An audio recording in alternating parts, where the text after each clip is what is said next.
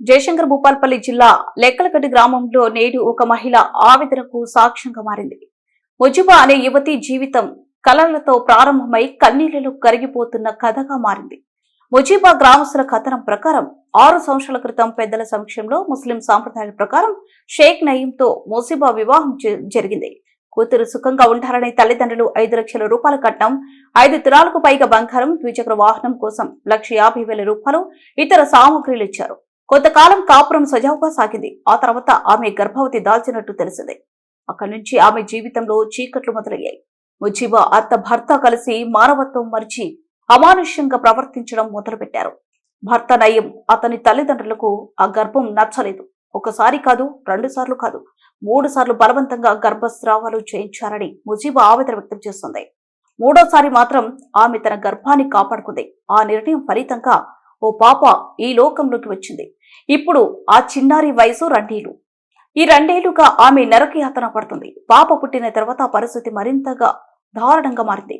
భర్త అత్త కలిసి నీకు మా ఇంట్లో స్థానం లేదు అంటూ ఆమెను కాపురానికి తీసుకురావడం మానేశారు. హైదరాబాద్ లో వదిలేసి నయీం తన గ్రామం లెక్కలగడ్డకు వెళ్లిపోయాడు. హైదరాబాద్ లో ఉన్న ముజిబా తన కూతురును పట్టుకుని లెక్కలగడ్డ తన అత్తగారింట్లోకి వెళ్లిన ప్రతిసారి ఆమె మీద భౌతిక దాడులకు పాల్పడుతూ ఇంట్లోకి రానివ్వడం లేదని గ్రామస్తులు తెలిపారు. తిరిగి ఆమె మీదనే నీవు మంచిదానివి కాదు అంటూ ఆమెను అవమానించి ఇంటి బయటకు తోసేస్తున్నారని ముజిబా కన్నీరు పెట్టుకుంటుంది. ఈ వివాదం ఇక్కడితో ఆగలేదు. ముజిబాపై శారీరక దాడులు జరిగినట్టు ఆమె ఆరోపిస్తుంది.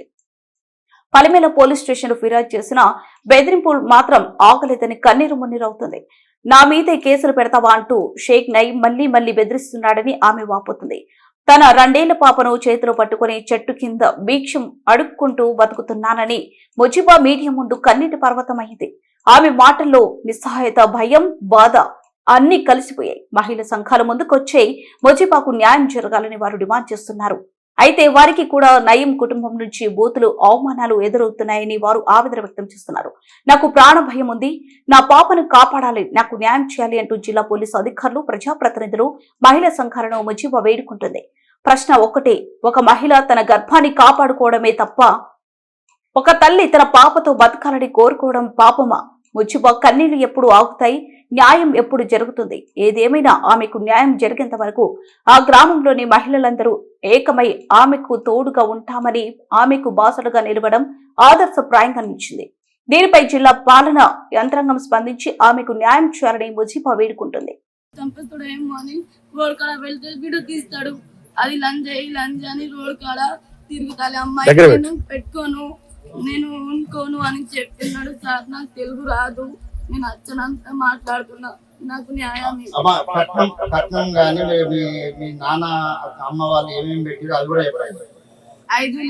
5 లక్షలు బంగారం, 5 లక్షలు, 5.5 బంగారం, 2 లక్షల బండి, 1,20,000 మంచి ఇచ్చినారు, 50,000 సంసారం చేసి నీకు ఇస్తామని ఇచ్చినారు సార్. ఎన్ని సంవత్సరాలు అయితే పెళ్ళి? 6 పట్టింది సార్, 5 అయిపోయింది. మీకు ఎందరు పిల్లలు? నాకు 3 తీసినారు. నాకు బ్లాక్ మెయిల్ చేసి నాతోనే బతకాలా అని అంటే, నాకు నన్ను కడుపు ఖరాబ్ చేయి, నేను చచ్చిపోతా, మందు తాగుతా, నువ్వు నాతోనే ఉంటా అంటే కడుపు తీసేయి, నా మంచి జీవితం లేదు నాకు, నేను ఊరులో బతుకుంటున్నాను, నౌకరీ దొరుకుంటప్పుడు నేను సంసారం, నేను పిల్లలు అవుతుంది అని చెప్పి బ్లాక్ మెయిల్ చేసి నా కడుపు తీసినారు. సర్పంచ్ గారు, ఈ విషయం అంతా మీకు తెలుసు కాబట్టి మీరు ఆ విషయాలు ఏం తెలుసు, మీ మహిళలకు ఏం తెలుసు, మీరు అన్ని మీరు చెప్పాలి. ఈ అమ్మాయి పక్షాన న్యాయం ఉంది కాబట్టి ఇంతమంది మహిళలు ఈమెకు సపోర్ట్ గా ఉన్నారు. దయచేసి మాకు న్యాయం కావాలని కోరుతున్నాము. ఏం జరిగిందంటే ఈ అమ్మాయిని వాళ్ళు ఇంట్లోకి రానివ్వట్లేదు. అసలు మొత్తానికి బాగా టార్చర్ చేస్తున్నారు. అమ్మాయి కూడా పుట్టిన అమ్మాయి మొహం చూసినా గానీ వాళ్ళ భర్త గానీ వాళ్ళ అత్త గానీ ఇంట్లోకి రానివ్వట్లేదు, చీర తీయట్లేదు. కాబట్టి ఆమెని వాళ్ళ భర్త తీసుకోవాలి అనేసి మేము అందరం కలిసి అనుకుంటున్నాం. దీని వలన మీరు కఠినమైన చర్యలైనా కానీ వాళ్ళ పక్షాలను తీసుకొనినా కానీ మాకు న్యాయం జరిపించాలని మేము కోరుకుంటున్నాం.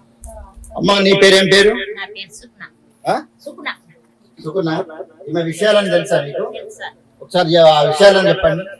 ఏమన్నారు సార్, అమ్మగారితో చెప్తారు సార్. వచ్చిందంటే అమ్మని ఇంట్లోకి రానిచ్చలేదు, ఆమె బయటనే ఉంచుడు. రోడ్డు మీదనే తెల్లందంతా పొద్దుందంతా రోడ్డు మీదనే. ఆమె ఏమన్నా చేసిందనుకో వీడియో తీసుడు సార్, వీడియో తీసుడు ఆమెను, ఇది పిచ్చిది, ఇది మందు తాగుతుంది, అల్లరి చేస్తుంది, దీన్ని మేమేం అంటలేము, ఏం చేస్తలేము. మట్టెలు అమ్ముకొని కూడా రోడ్లో కొన్ని తిరుక్కుంటా బిర్యానీ తెచ్చుకొని తింటుంది అని చెప్పుకుంటా తిరుగుతాను సార్. మీ పేరు? నా పేరు సుకున. ఇంటి పేరు? ఇంటి పేరు పంతాంగి సుకున. ఏ ఊరు? ఎంకలగడ్డ. అమ్మా నీ పేరు? పేరు కోయిల్కర్ శైలజ. వాళ్ళ ఎంకలగడ్డ పల్లిపల్లి మండలం. మా ఇది వాళ్ళ ఇంటి దగ్గర ఉంటుంది సార్. ఎవరి ఇంటి దగ్గర? నయం వాళ్ళ ఇంటి దగ్గర. నయం వాళ్ళ ఇంటి దగ్గర. నయం ఇవన్నీ ఏమని కొట్టింది చేసినంత నిజమేనా?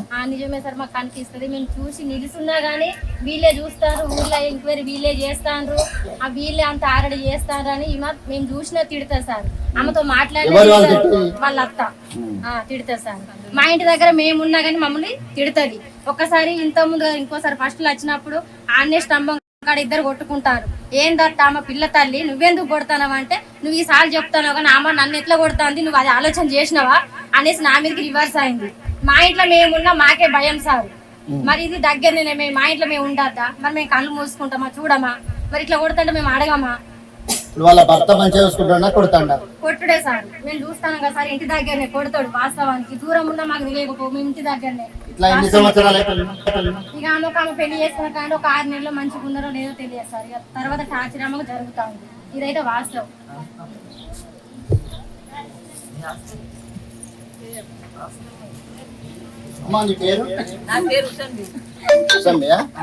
ఇప్పుడు ఆమె జరిగిన న్యాయం, అది జరిగిన విషయం అంతా మీకు తెలుసు కదా. ఒకసారి విషయం వాళ్ళ భర్త పేరు, వాళ్ళ అత్త పేరు చెప్పుకుంటా, ఆ అమ్మాయి పేరు చెప్పుకుంటూ చెప్పండి. ఆమెకి ఏం జరిగింది?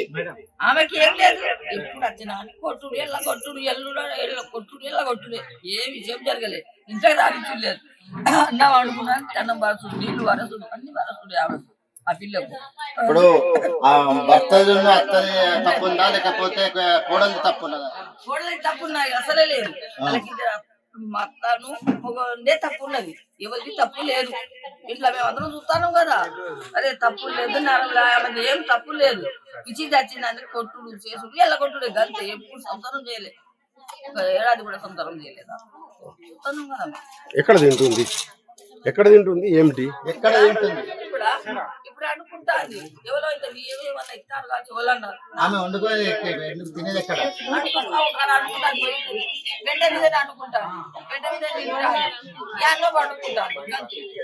మొన్న కూడా కొట్టిండు, మొన్న అయ్యో తీసుకుపోయి ఉంచుకుంటాడు కావచ్చు, అత్త లేదు, అత్త ఏమో పంచాయతీ పోయింది. అయ్యో తీసుకుపోయి ఉంచుకుంటాడు కావచ్చు అనుకున్నాం. తీసుకుపోయి ఇదే పోయి తెలియదు. నేను పండుకున్నా, వాడు గుబ్బేలు అవుతాడు. ఇదేంద్ర గుబ్బేలు లేచినాయి, ఇంటి ఆమె లేచి, ఇంటి దగ్గర లేచినాయి, నేను లేచిన ఆమె లేచి. ఏంది ముజీబా గారు, మీకు జరిగిన సమస్యలు ఏంటి?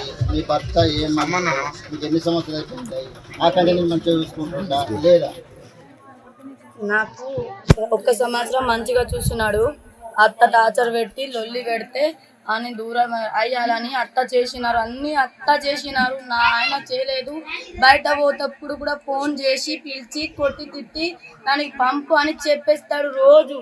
దాని తెల్లగానే ముఖం దాన్ని ఎందుకుంటున్నారా అని ఎందుకు టార్చర్ పెట్టి నాతోనే నా బావతోనే దూరం పెట్టినారు. నాకు ఇంట్లో రావద్దు అని, నాకు విడాకులు ఇవ్వాలి అని నా భర్తకి టార్చర్ పెడితే నా భర్త నా విడాకులు ఇస్తున్నాడు. లేకపోతే నేను చంపేస్తా, నేను చచ్చిపోతా అని అత్త చెప్పినాడు. అత్త బాగానే చేసిన అత్తనే. నేను అత్త కోసం కాదు, నాన్న అంటే నాకు అమ్మ ఉన్నది. దానికి తప్పు చెప్తే నా అమ్మ సావాలి. నాకు కూడా అమ్మ లాంటి అని వచ్చిన బతుకున్నానికి వచ్చిన ఊరికి అని నా జీవితం పొడగొట్టింది అత్త. నాకు క్షమించు సార్, ఎప్పుడు క్షమించు. ఇప్పుడు కట్నము ఎంత ఏమేమి ముట్టినాయి ఏంటి? అవి ముట్టైనా కొడుతుందా లేకపోతే అవి ఇంకా కావాలని, ఇంకా కట్నం కావాలని కొడుతుండా? అసలు ఏమైనా ఉన్నాయా లేకపోతే ఇంకోతో ఏమైనా సంబంధాలు ఉన్నాయా మీ భర్తకు? నా భర్తకు అక్కడక్కడ ఊర్లో ఉన్నది, ఈ ఊర్లో ఉన్నది. అది ఒక్కదాని పెళ్ళయింది, ఒక్కదాన్ని పోయింది, ఒక్కదాని ఏమో తెలియదు. చాటింగ్ పెడతారు, కొడతారు, వచ్చి ఇంట్లో టార్చర్ పెట్టినారు. నా ఒక ఆరాలు ఉన్నది, ఆ ఆరాలు పిలుస్తాడు, టార్చర్ చేయి నన్ను పోతాడని నా ఆరాలు చెప్పినారు. ఇప్పుడు నా ఆరాలే బతుకుంటున్నాడు. దాని మొగుడు లేదు అక్కడ, ఏదైనా బయట పోయింది బతకడానికి, నా బయట పెట్టినారు, దాన్ని బతుకుంటున్నారు నా ఆయనతోనే. అంత ఫరీన్ నా జీవితం పొడగొట్టింది, అత్త నా జీవితం పొడగొట్టింది. నా ఆయనకు మందు పెట్టి జీవితం నాశనం చేయాలని అందరం సర్వనాశం చేసింది సార్. నీ కాలు మొక్తా సార్, నాకు న్యాయం ఇవ్వాలి. నా బిడ్డ ఉన్నది, నాకు సంసారం కావాలి, నా భర్త కావాలి, లేకపోతే నేను సాగుతా సార్. నాకు లేదు ఎవ్వరు దిక్కు దేశాన, నువ్వు ఊరంతా ఉన్నది అని చెప్పి వచ్చిన. तो दुआ करती हूँ, मेरे को छोटी बच्ची है, मैं शादी कर लेके आई, मेरी जिंदगी जब से टॉर्चर है. मेरे को सरपंच लोग, महल वाले लोग, मेरे को पुलिस वाले, जिला वाले, जो भी मेरे को न्याय करो, मेरे को दुआ करो, मैं संसार जुड़ना बोल के मेरे को न्याय करो. बस उतना मेरा फैसला मैं एक करो, मेरे शौहर से मेरे को मिलाओ, बस उतना, मुझे कुछ भी नहीं चाहिए. बस मेरा शौहर, मेरी बच्ची, मैं जीने के लिए आई मेरे शौहर के साथ.